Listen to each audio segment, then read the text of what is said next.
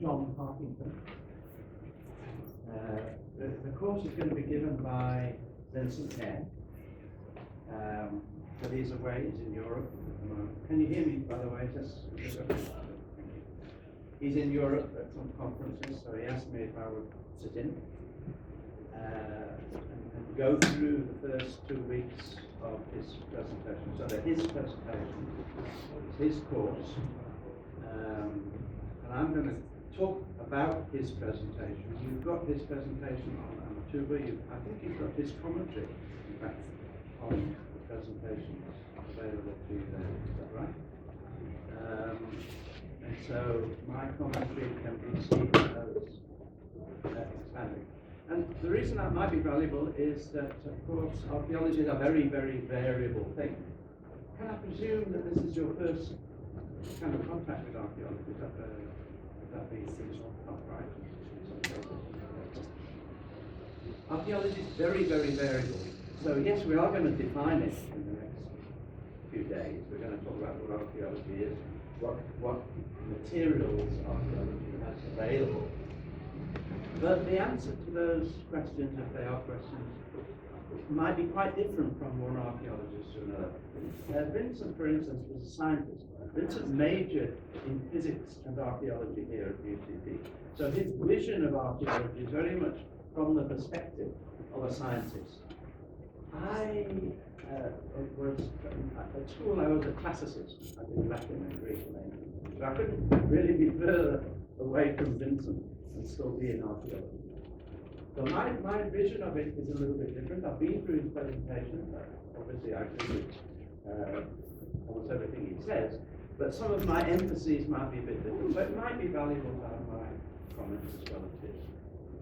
There are one or two things that I've seen on his presentation that I'm not sure I completely understand. So we'll make a note of those when we get to them. And you can remember to ask him about those things, because he obviously knows exactly what he means and I might not. The idea of this course is to introduce you to what archaeology is and what archaeologists do and what they don't do. I see he starts out with some comments on what isn't archaeology. Probably useful. And to give you an idea of what kind of stuff archaeologists have access to that they can use to do what they want to do. Archaeology is about the past. So we're not an experimental science in the sense we can't visit the past. We can only visit things in the present that have survived from the past. So we actually study the present, of course. What else would we do? The present even is a bit of a difficult concept, because by the time I finish this sentence, you know the story, that's the past. So it's a bit of a slippery eel. But we basically are interested in what the past was like and how we can reconstruct it, how we can understand it, and how we can integrate it with what we experience in the present, and maybe even think a little bit about how it impacts or has some effect on what might be going to happen in the future, which has already started. We can tie ourselves up in knots and try not to do that. So Vincent calls the course the human planet, prehistory to present. And I've got to start out by saying a few things about some of the words that are on the screen now. Right? What's prehistory?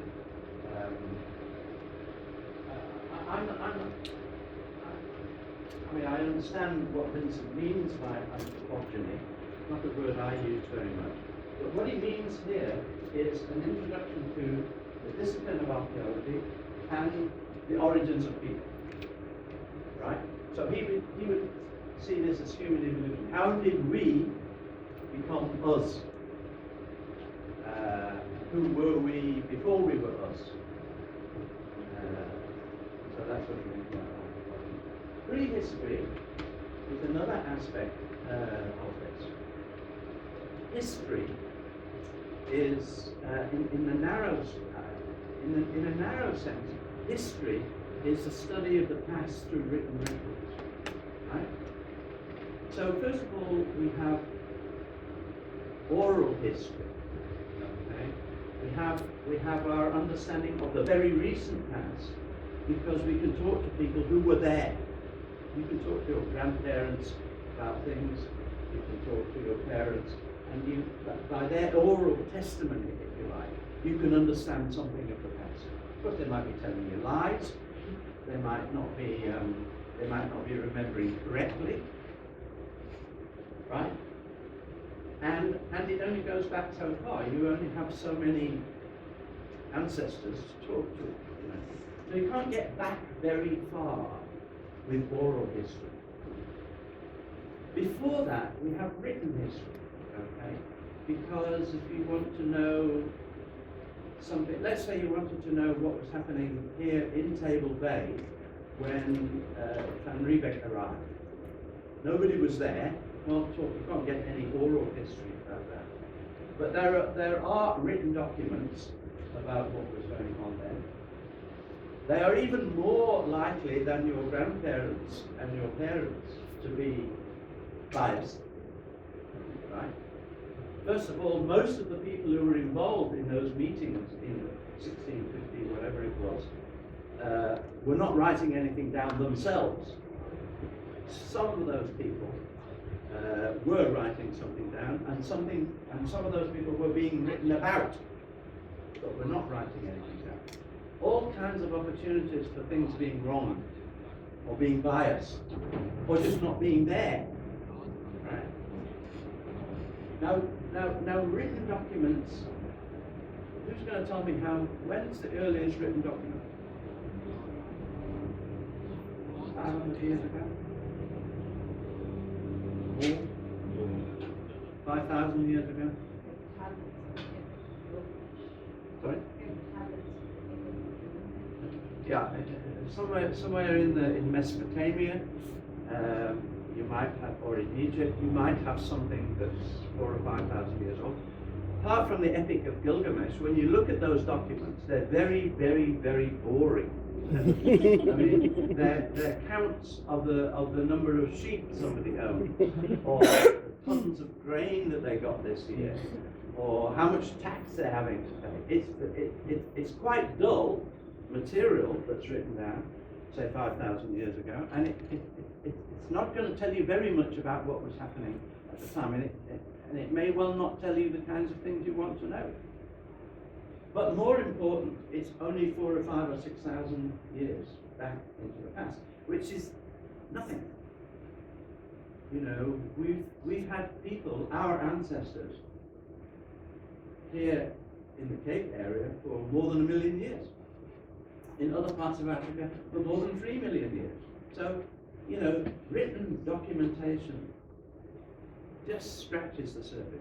So what your grandparents can tell you, the kind of oral record that you can get, even the written record that you can get, don't go back very far. If you want to know what was happening before then, or even in other places 500 years ago where there weren't anybody writing, where there wasn't, anybody writing anything down, you're going to have to find another way of knowing about the past, and that's really what archaeology is. It's about the material evidence that you might find that will help you reconstruct, envisage, whatever verb you want to use, what was happening in those times. Now that stuff doesn't tell you any lies.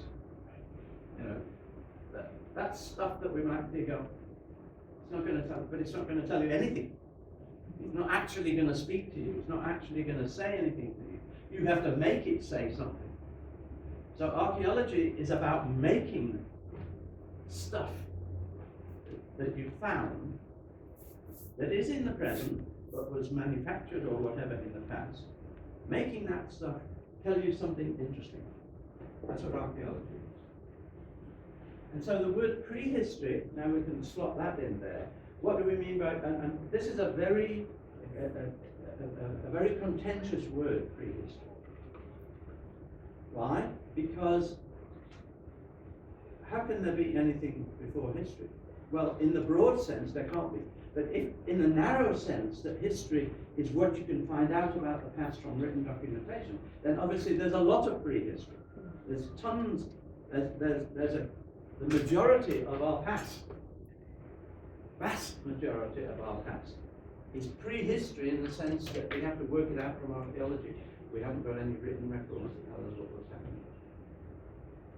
The contentious nature of that comes from the fact that it is considered by many people to be a dangerous term, because many people, why should people who were not writing anything down be regarded as prehistoric? Which to some people may have a slightly negative connotation, whereas people who happen to be writing things down were historic. There's a lot of difference of opinion about this.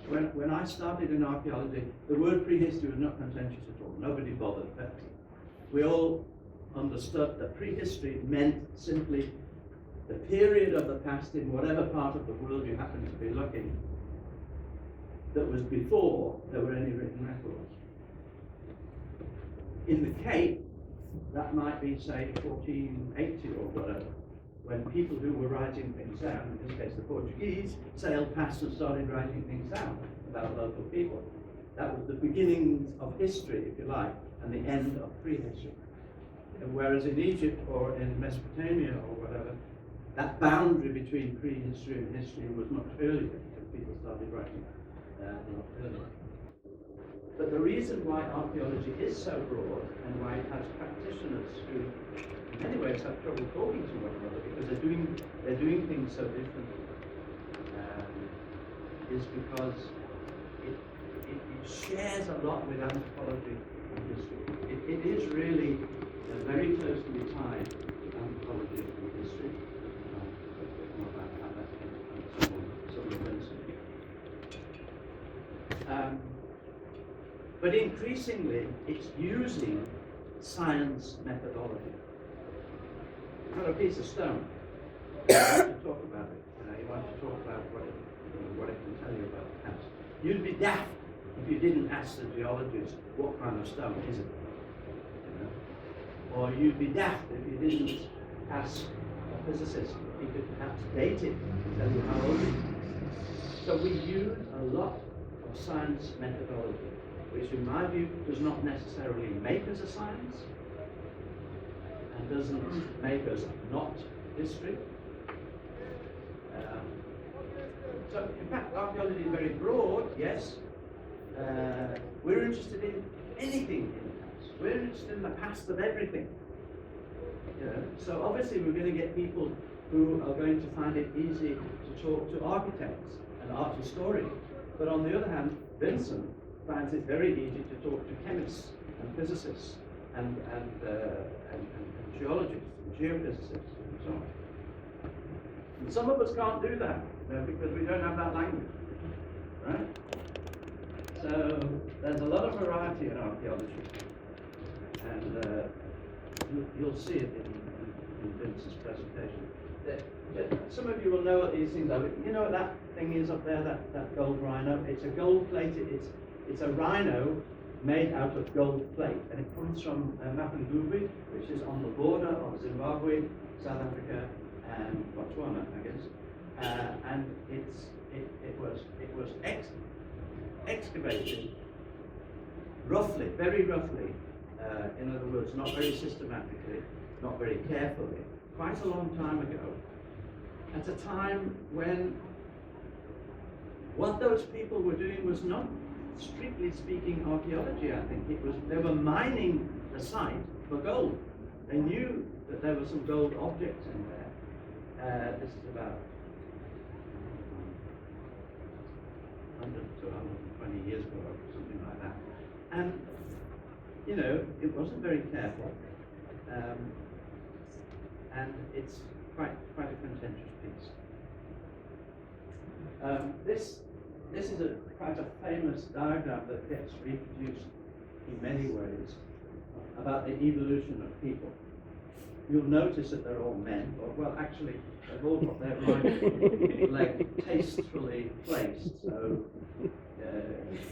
the primary and secondary indications of maleness are not all that visible, but you can probably see from the physiological clues that they have. It's quite interesting to me because I'm interested in rock paintings, and when I look at rock paintings, I can see that there are many ways in which you can tell paintings of women from men, and it's not only about breasts and penises and so on. There are lots of physiological clues.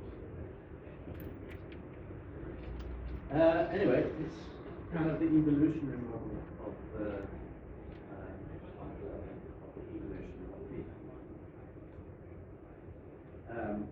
And a lot of other interesting clues. You see, there are artifacts up here, right? These people have got artifacts. These people don't have artifacts.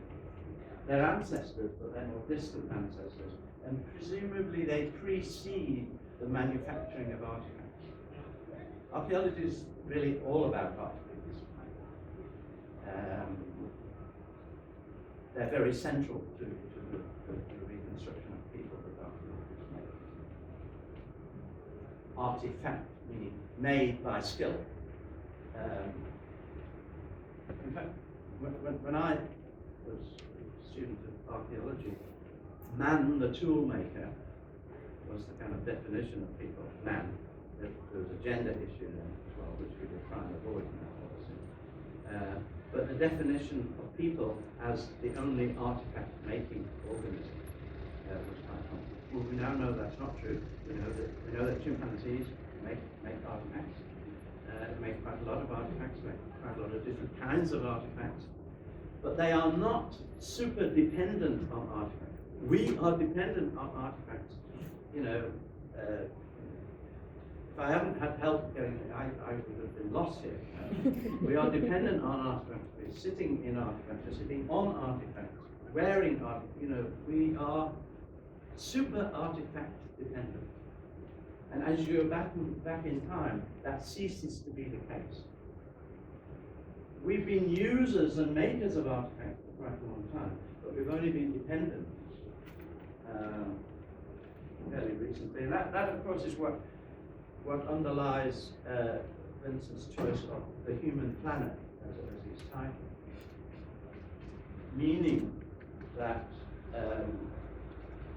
we are so dominant on this planet. It is the human planet in the sense that we have the power to damage it, if not destroy it. Well, probably not destroy it, but we can certainly make it unlivable. So if you like, another way of thinking about the sequence of events that archaeologists are trying to reconstruct is we're going from pretty harmless creatures who were not making very much and didn't have the capacity to impact very much to today.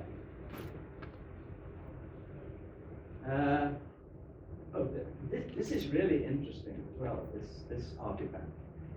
It's a ceramic object.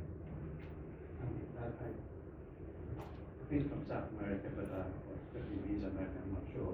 But you see, it's a container that is being turned into a person. Here are the eyes and the head, there are the armpits. So it's got quite a symbolic component.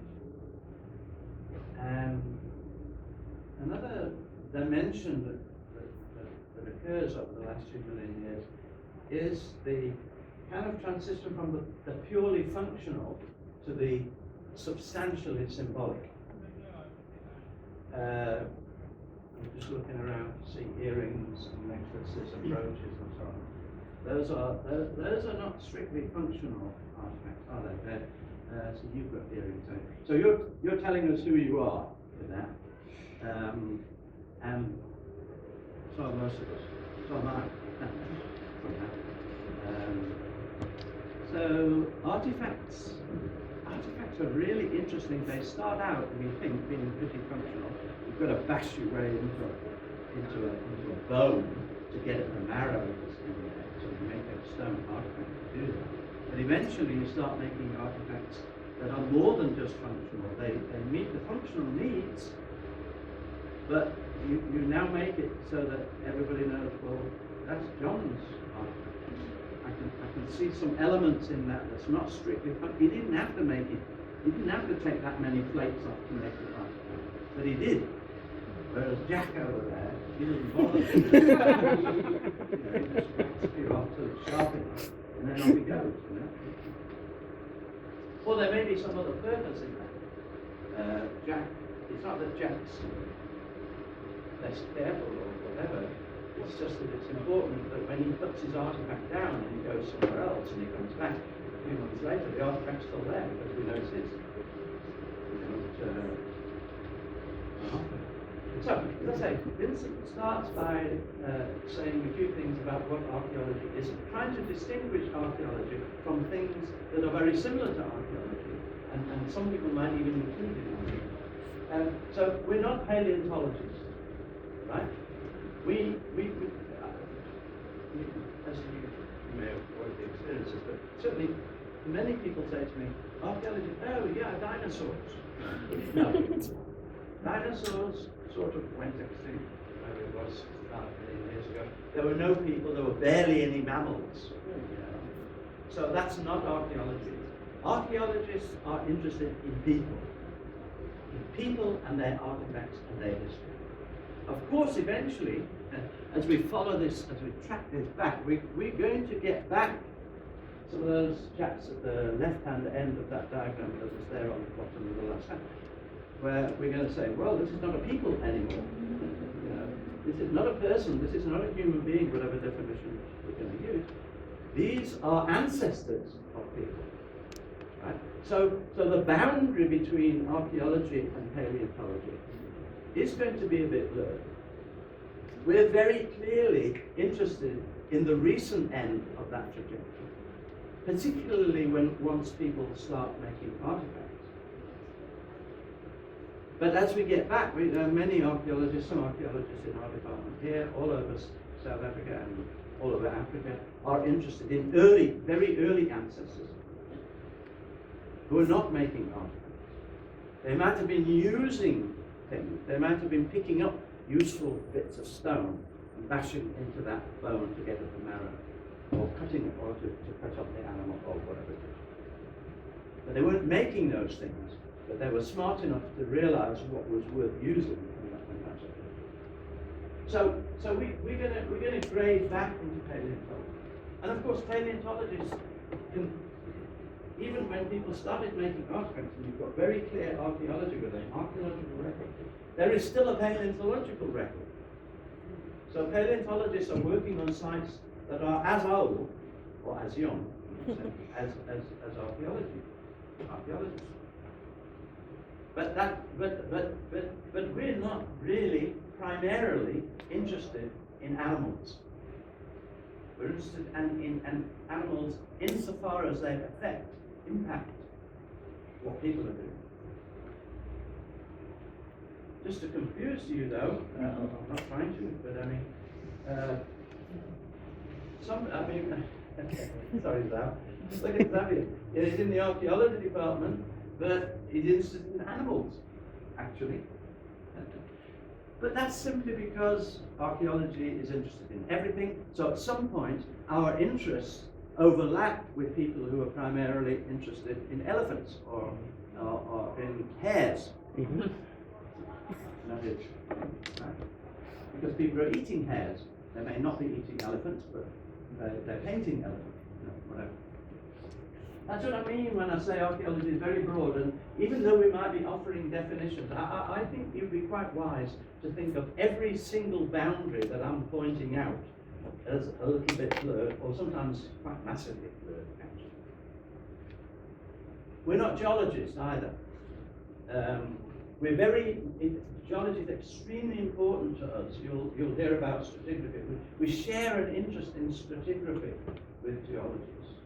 We have to know what those stone artifacts are made from, because that might tell us where they came from, and that might tell us something about human movements around the landscape. But we're not geologists. This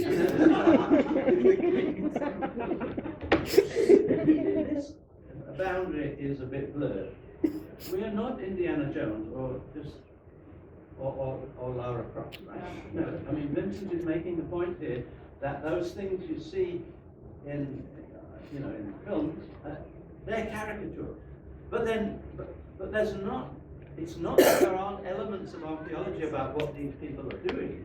Not at all. There is, but some of the characteristics of archaeology have been exaggerated, and some have been completely eliminated. And so this is certainly, you would say, Indiana Jones is not a full and fair representation of what archaeology is. I've got a hat that's a bit like that, but in my view, I wear it to keep the sun off and whatever. Whereas there are other elements in why that hat is there. And as I remember, but I don't see it here, he had a whip. Some say. I've never had a whip. And I'm not sure archaeologically what you do with it, but anyway. And it's not that the artifacts that we're looking for, in many sense, are very, very mundane. They are very ordinary. There are millions of them. And we get very excited when we find some of them. I'm not trying to say there's no excitement in archaeology. There certainly is. There might even be quite a lot of fame in archaeology. But primarily, our objective is to find evidence and to use it to talk about what people are doing. And usually not what individual people are doing, but what the general course of prehistory is. And I don't know about this. I mean, I've never been quite up with in a course of what I do. However, I'm just trying to say that there are some elements. They are looking at the past. They are looking for artifacts. They are trying to reconstruct things, but it just doesn't ring too many bells. Guns. So, what's happened there?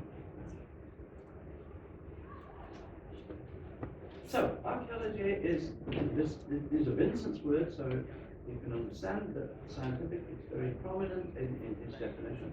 It's the scientific study of past human societies through their material culture. Right? If things don't leave any trace at all, then we're going to battle to get over it or understand it. We sometimes can get a sense that something that we can't find is there, but we obviously can't connect it. So most of what we get will be material. It will be culture in the sense that an anthropologist uses the word culture. In other words, it will be an object that has been made as a result of learned behavior. Right?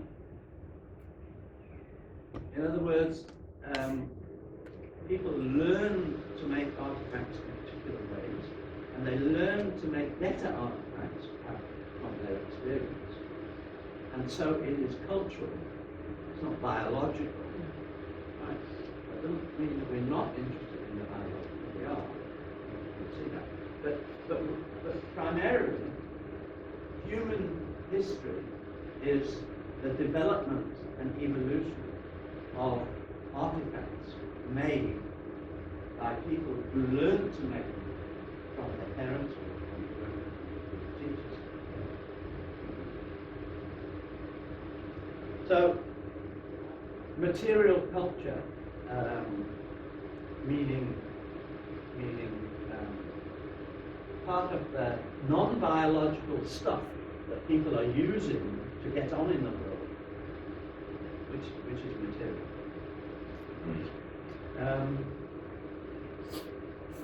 Archeo in ancient, yes, logos means science.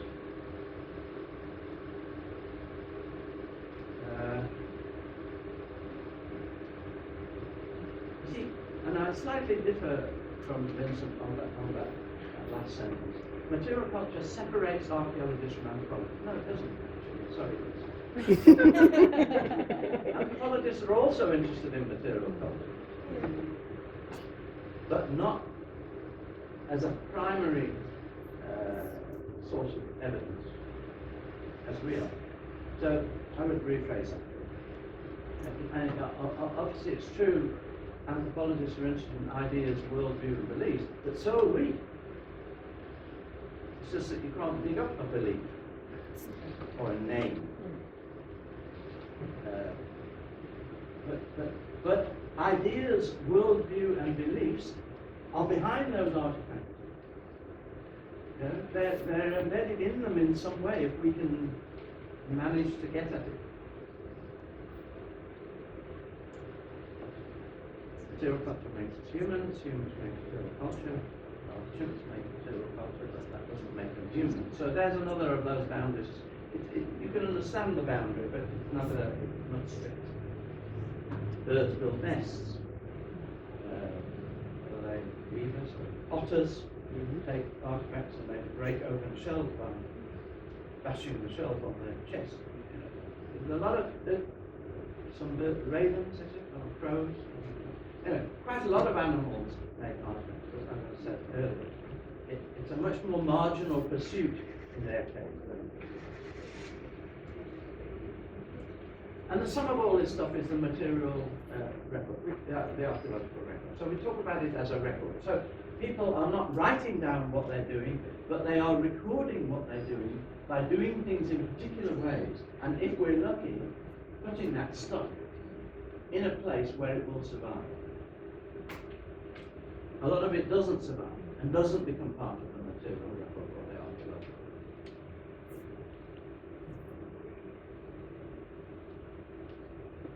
And the archaeological record, because it goes back in time, it does get kind of caught up in the geological record or in the record of past times. Vince's got some very nice examples of that. So here archaeology is doing various things, and just to show you the variety. So this is somebody in a laboratory. If you're analysing a piece of the archaeological record as a chemist, you can't do it in an archaeological way. You've got to do it like the chemists do it. It's got to be proper chemistry, right? If you're looking at isotopes in a piece of bone, you've got to do it in exactly the same way as an isotope chemist does it. There's not another kind of isotope or another kind of geology, or even another kind of architect, or another kind of anything, just because it happens to be part of what the archaeologists do. There's a huge amount of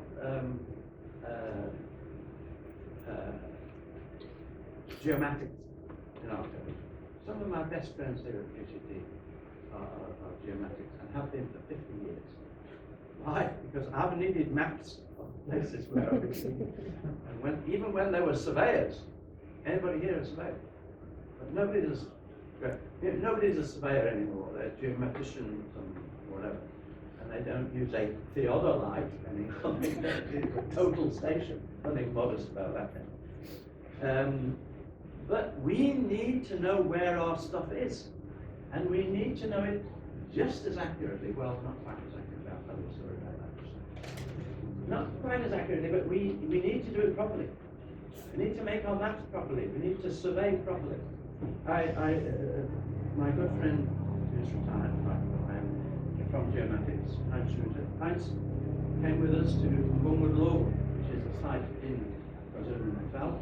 It was the place where Dingaan lived, and we were making a map of the site. And it's very big. You know, it's about 2 kilometers across. You know, 1,500, 2,000 dome V-shaped structures placed in a circle. And it's gone now, but we wanted to try and find out where it was, where it had been, so that we could excavate it. So I said, okay, I'll make a map. So it starts out, because it's now total state. This is 1970. Yeah, whatever they had there. You know. And off he goes. You know, and he comes back all the way around this huge site. And he looks at his numbers and his figures, and he says, no, we'll have to do that again. We're this far out. And I said to him, wouldn't it make any difference if you were that far out? You know, for an archaeologist, you know, that's close enough. No, don't do it again. So he did it again. And produced a wonderful map. I think what's happening here is I said we're not an experimental science, we're not an experiment in the strict sense of the word. But if we want to know at what temperature will pots fire, we can do some experiments in the present. We can make some pots, we can put them in the fire. These days I've got these fancy, what are they called, where you stick it in the fire to tell you what the temperature is. Somebody here will know because we come from all over the university. And we can do an experiment and we can find out that if we heat it to such and such a temperature, that's how the clay gets transformed. If we do it twice the temperature, it's something different. We have to know that kind of thing because when we analyze the archaeological pieces, we want to say something about what temperatures could those people achieve, or how long did they leave in the fire, or was the fire closed or open? You know, those kind of. So I think that's what's happening there. Some archaeologists doing an experiment to try and learn something in the present, from the present, by doing experiments which will be valuable for looking at archaeology. And I think that's what's going on up there as well. So you want to know, you found some interesting apparent slice marks on the bones that you're looking at, you know, and you want to know, was this coming from a stone tool? Was somebody dismembering this hair? Or were they slicing the meat off the hair to eat? And so you can do experiments. We can do experiments, and I love that. So I think what Vincent is trying to demonstrate here is all of this varied stuff can be what archaeologists do. So can this. I'm not sure if this is our laboratory upstairs. You know, No, that's what I was. If you went into that archaeometry laboratory upstairs, it would be no different from chemistry labs anywhere in the world. They do a lot of isotope work. So your archaeologist may be spending his or her time in there. Increasingly, genetics, fundamental in archaeological reconstruction. And so a lot of the human evolution reconstructions are coming from geneticists or archaeologists working with geneticists. It started out, archaeologists kind of providing interesting problems to geneticists, or to geomathematicians, or to geophysicists. You know, and in a lot of those disciplines, individuals found it interesting to be approached by an archaeologist and say, well, here's our problem. We can't solve it, but we think you've got the technology, or you've got the knowledge, or whatever. Why don't you have a go at it? And very significant collaboration has happened there.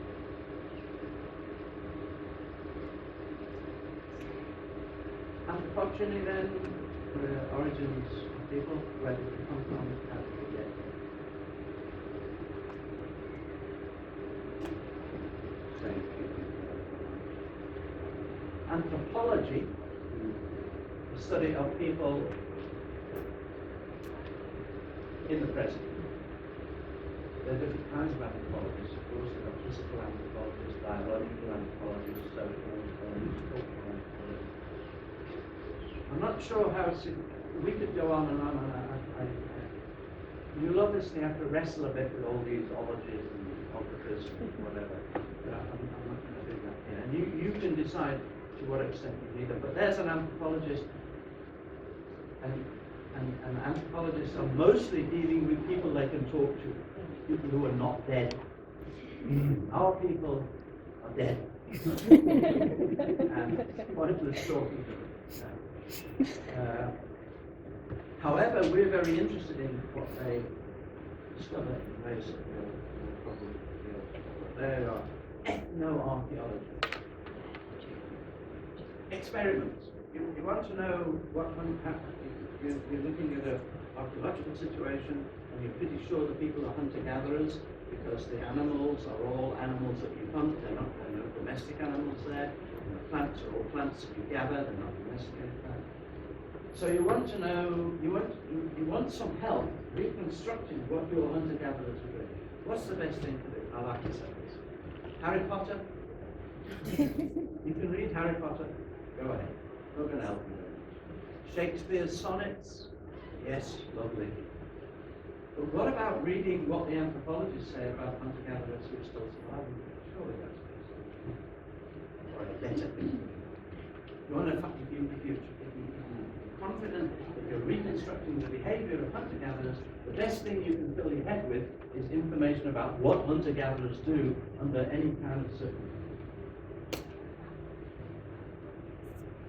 Quaternary, I'll leave that a bit.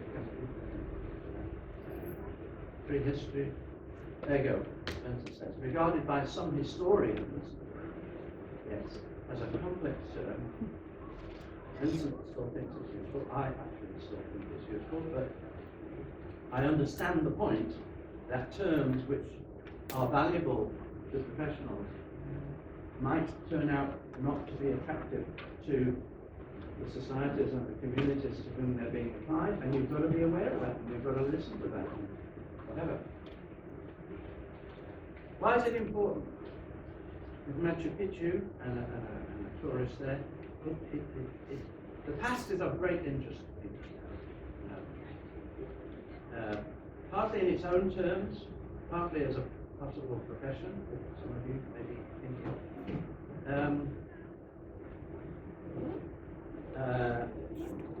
Partly because it's did anybody see that Netflix thing on Graham Hancock? Yeah. Oh, was it Graham Hancock? Yeah. No, I think there was a Graham Hancock, but there was also Lee Berger. Oh, Homo naledi. The burials of Homo naledi in this cavern system in the Transvaal. I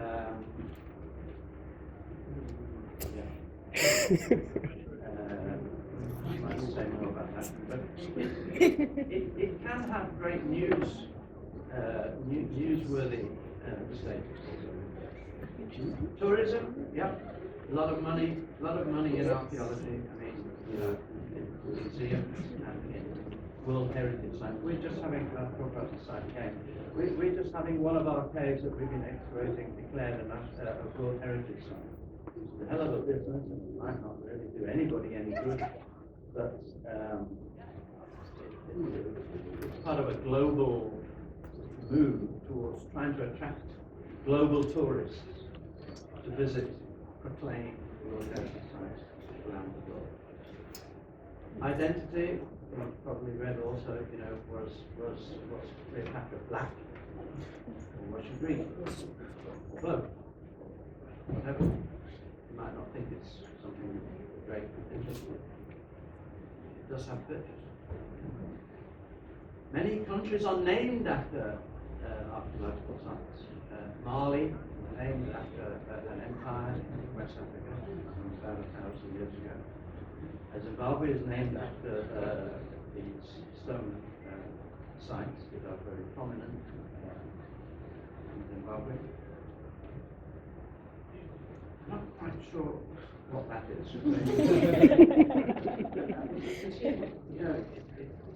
The past can be a kind of a rallying call. I think that's what Vincent's meaning was. Or it can be used in nation building. But Vincent is prepared to say that there's much more than all of this, and that is there's the question of where did we come from, how did we get here? Or you might ask, who are we? Who's the we? Vincent's goal is to...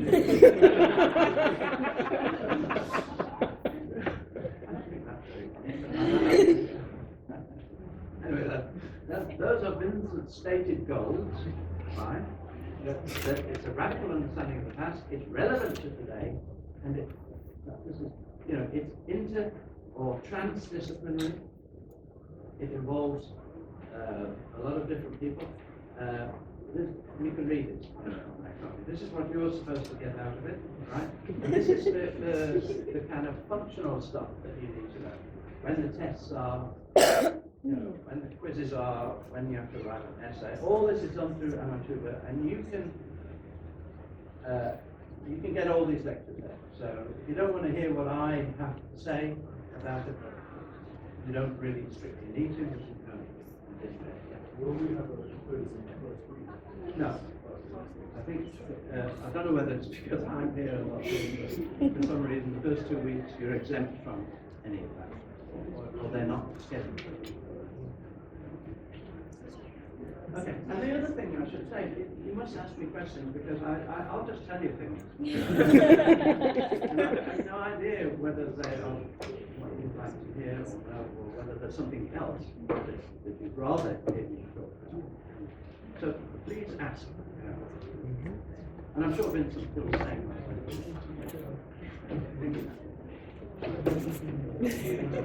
Oh, there are the textbooks. This is all.